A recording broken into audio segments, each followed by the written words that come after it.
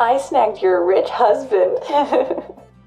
The first call I received from my younger sister Lois, who hadn't replied to any of my messages, came just before our mother's funeral. I just got back from Hawaii with Keith. I brought you some chocolate souvenirs. Enraged at her thoughtlessness, I lost control and yelled at her in front of the entire family. "You can have my husband, just get to the funeral already." Taken aback by my outburst and what I'd said, Lois could only respond with a bewildered "what?"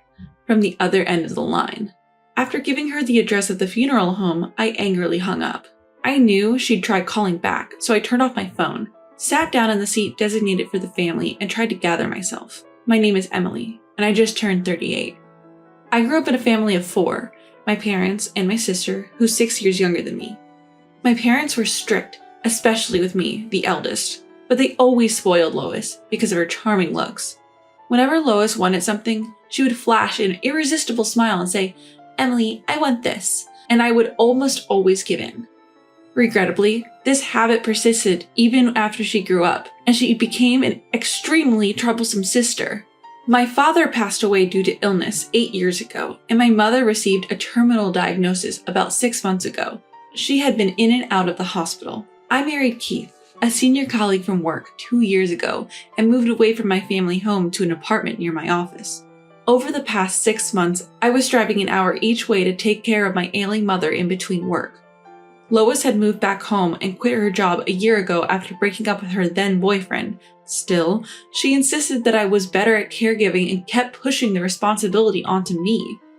So I took a month off from work to care for our mother, but despite my best efforts, she passed away 2 days ago. And where was Lois? She had jetted off to Hawaii a week prior. I tried my best to convince her not to leave, but she wouldn't listen and went off anyway. At the funeral, after the priest finished speaking, friends and family began to pay their respects. It was a testament to my kind-hearted mother that not only relatives, but many of her friends also came to mourn. Several colleagues from my company also showed up. "I'm sorry for your loss." "Thanks. I'm just grateful that you allowed me to take time off to spend with my mother in her final moments." He's my father-in-law, the president of the company I work for. He's been extremely understanding about my situation and has helped me a great deal. "But where is Keith? I haven't seen him here." "Well, he's been overseas on a business trip since last week and I haven't been able to reach him." "Oh, I see. I'll ask the sales manager about it." For the large company he runs, Keith and I are in different departments. Keith works in sales and he constantly complains, "I'm always busy with business trips." I tried to understand that he was not here during this difficult time, but I was anxious about having to handle everything on my own, and without being able to contact him or my sister. Meanwhile, my father-in-law took time out of his busy schedule to attend the funeral, and his support almost brought me to tears. I felt so grateful for it. I had to hold back the tears that were almost overflowing. In the limo heading to the crematory with the rest of the family, I turned my phone back on, hoping that Keith might have tried to contact me. To my surprise, there were nearly 30 voicemails, most of them from Lois. Answer your phone. You can't just make up some ridiculous lies because you're upset that I took Keith from you. What I heard was her yelling voice. She took Keith from me? Have I heard something like that? When she called before the funeral, I was too preoccupied with the handling of the mourners to comprehend properly what she was saying. Lois and Keith are having an affair? No, that can't be true. I was startled and felt sudden agitation. Does that mean Keith was on a trip with her? Seriously? When I hastily checked the voicemail, there were several from my husband. "Emily, I'm so sorry, but you're a strong woman. You can survive on your own, but Lois, I need to support her, so let's break up."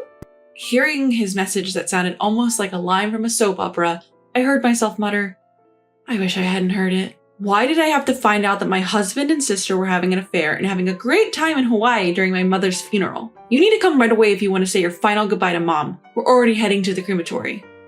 I reluctantly called my sister and told her so. "That is not funny. Stop lying. You're just bitter because I took Keith from you." But it's the truth. "You must be upset about losing your husband. Yeah, he's the next company president and rich. I understand how you feel, Emily." So? "But there are good lies and bad lies, you know. You're an adult. You should know better." I never thought I'd hear that from you. I was surprised, though I didn't know that you and Keith had been cheating. "I bet." Lois sounded really happy. Ever since we were kids, she would play tricks on me and laugh out loud when I fell for them. I sighed in frustration. Anyway, it's not the time for this. If you want to say your final goodbye to Mom, come now. I'm tired of that lie. Then why don't you have Keith ask his father? On the other end of the phone, the two of them sounded like they were having a discussion.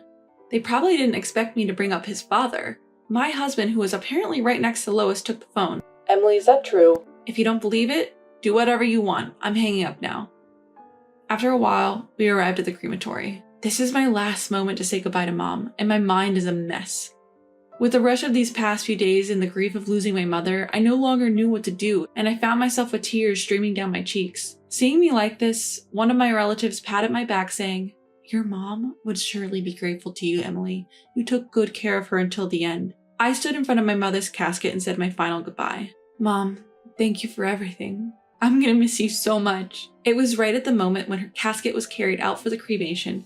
"Wait a minute, where's Mom?" With a loud voice, my sister and husband rushed in. When Lois saw the casket disappearing behind the doors, she tried to cling to it, but the doors are closed mercilessly in front of her. "No, I haven't said goodbye to Mom yet, stop it!" Lois was wailing, and Keith was standing behind her, stunned. "We should move as it's disturbing to others."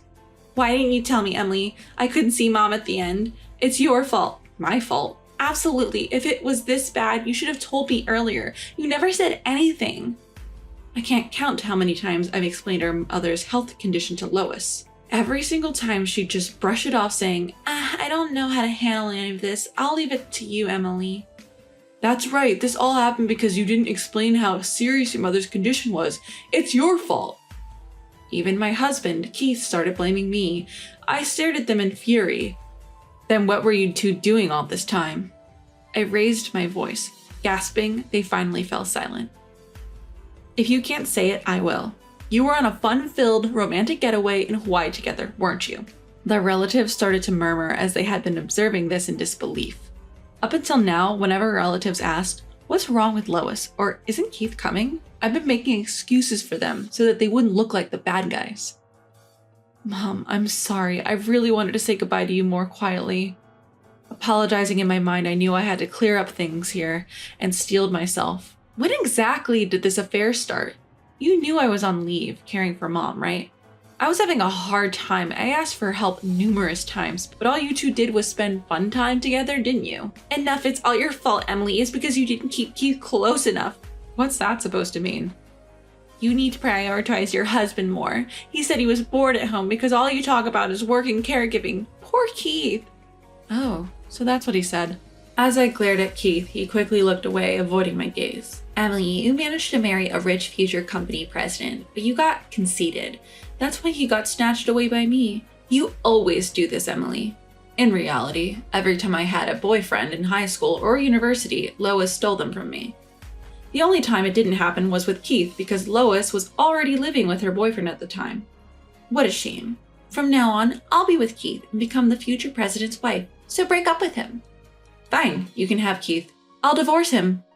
By then, I didn't care about anything. When I decided to marry Keith, I had no idea he was the son of the president. He was working at a regional branch and came to work at the headquarters in my department. Keith was bright, friendly, and good at connecting with everyone, quickly becoming a part of the team. I started to have feelings for him as he approached me. We started dating, and when he proposed eventually, I happily accepted. It wasn't until I visited his parents' house that I found out his father was the president of the company I worked for. It was a real surprise. "So promise me, don't come back later begging you don't want a divorce." "I won't do that." "You're sure you want to leave me?" "Yes, I am." "If you leave me, no man will marry a workaholic like you. You know that, right?" "I can live my life as I like on my own, but for today, please say your final goodbye to Mom properly." Keith and Lois exchanged looks, smirking as if they'd won. The relatives furrowed their brows watching the situation. "I'm really sorry for showing such an unpleasant scene." As I was apologizing to my relatives, I heard Lois whisper to me, "Always playing the good girl. I hate this about you." I've put up with a lot because she was my little sister, but I'll stop considering her as such. I'm getting divorced from Keith, and I have no family left. All I need to do is prepare myself for that. I bit my lower lip hard. 2 weeks have passed since then. I moved all my stuff out of the apartment I had been living in and started living in a new condominium that I had leased near the office. I even put my parents' house up for sale and there's nothing left. Lois began living with Keith as I moved out. Of course, Keith and I have already completed our divorce papers and submitted them to the courthouse. I'm sure they're happily starting their newlywed life right now. Well then, I've finished handling Mom's paperwork. Now the revenge begins. Watch over me, Mom. I smiled at my mother's portrait, picturing the events to come. Enjoy your newlywed life while you can, you two. The next day, while I was at the office for my job reinstatement, a lot of voicemail messages piled up on my cell phone. Hey, what's going on? We're divorced, aren't we? Why do I have to pay $30,000? Anticipating that they might come to my new place if I leave them alone, I decided to meet at a local diner. As soon as we started talking, Keith was frothing at the mouth and yelling, I received a document from a lawyer? What's this all about? We're already divorced, aren't we? Exactly, I don't understand. I had asked a lawyer to claim $40,000 from Keith as my share of the property and $30,000 from Lois for her part of the medical care coverage for our mother. The documents must have arrived at their place. It's something that they should have expected, but they probably didn't. I was exasperated. You just need to pay what you owe. That's not fair. Listen, don't think you can get away with what you've done. I've suffered from tremendous emotional distress. Should I sue you for that as well? Emotional distress? You cheated, that's a fact, so pay up. They fell silent for a moment, probably realizing they couldn't argue with the law. Then, after a while, Lois started looking down at me. So, Emily, you're just after the money after all. Fine, I'll let Keith pay. If I borrow money from my dad, we can easily prepare the $70,000. Keith, I know you don't have any savings. Lois, are you really okay being with a guy who doesn't have any money? Keith will become the president soon, then he'll be rich. It's just a bit of patience. Oh, Lois, you're after the money too, aren't you? No, I have plenty of love. Dad has been saying for a long time that he'll retire when he turns 65. So in 2 years, I'll be the president. Really? It'd be great if you could really become the president. I'm definitely going to become one. I'm the only son. I wonder. Finally, I couldn't hold back any longer and burst out laughing. I can't believe this. Has she finally lost it? I heard my sister saying. But the real stage of the revenge that I had set up is just starting. Keith, you've been missing work for quite a long time, saying it's because of the family funeral, right? Well, my mother-in-law is family too. That's true. But the company knows what you've been actually doing. Huh? You don't know that your father was kind enough to attend Mom's funeral, do you? I had purposely not informed Keith and Lois about this, so Keith believed that his father knew nothing about what was going on. I've let the company and the president, your father, know that you lied about taking family leave for caregiving and went off to Hawaii with your mistress instead. Oh, you never did any caregiving at all. You have the gall to act so brazenly, and you've been off work with Lois on several of your business trips, haven't you? I've reported that too. How did you find out? Lois has been posting photos on social media showing where and when she went out. Plus, there were a few pictures with you in them. How shocking. Huh? You knew about my social media? It's the same account you had back when you were in high school. Of course I'd know. Lois looks uncomfortable, and Keith is taken aback by my words. Hey, is it true that Dad knows everything? Just as my mother was family to you, your father considered her his family. And of course he would know about the family funeral, as it should be reported to the company. Even after the funeral, he cared about me and had contacted me several times. So I had reported all the past events to him. He is quite furious. Also, he said he has absolutely no intention of making you the next president. Huh? But I'm his son! He said he doesn't remember ever saying that our company follows the principle of hereditary succession.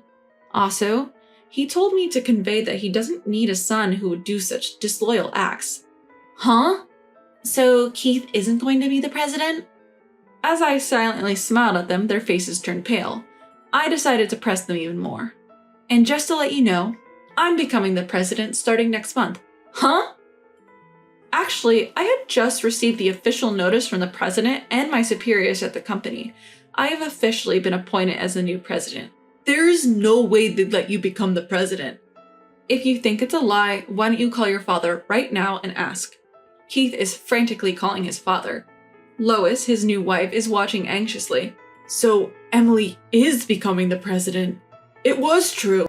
So I can't become the president's wife? If I knew that, I wouldn't have stolen you from Emily. But you just told me you love me. That was including your money. What did you say? I couldn't stand the couple starting their squabble in front of me, and I got up. If you want to fight, do it somewhere else. Oh, I'll be expecting the payment. Thanks. Wait, please don't abandon me. Please support me, sis. I apologize. I deftly sidestepped the hands that the two of them stretched out in desperation and left the place. After that, the two of them ended up getting a divorce. My ex-husband Keith was demoted by his father and eventually quit his job. Now he's working part-time jobs every day to pay what he owes me. Lois is said to be working in a bar at night. Apparently she was doing well at first, but she was fooled by a bad man and ended up in a terrible situation. I've become the president. That being said, it's for a small company that's like a tenant in the main company building, a subsidiary in the caregiving industry that was established based on the proposal I submitted during my caregiving leave. Still, the caregiving business is expected to expand in the future, and I'm expected to do well. I'll do my best from now on.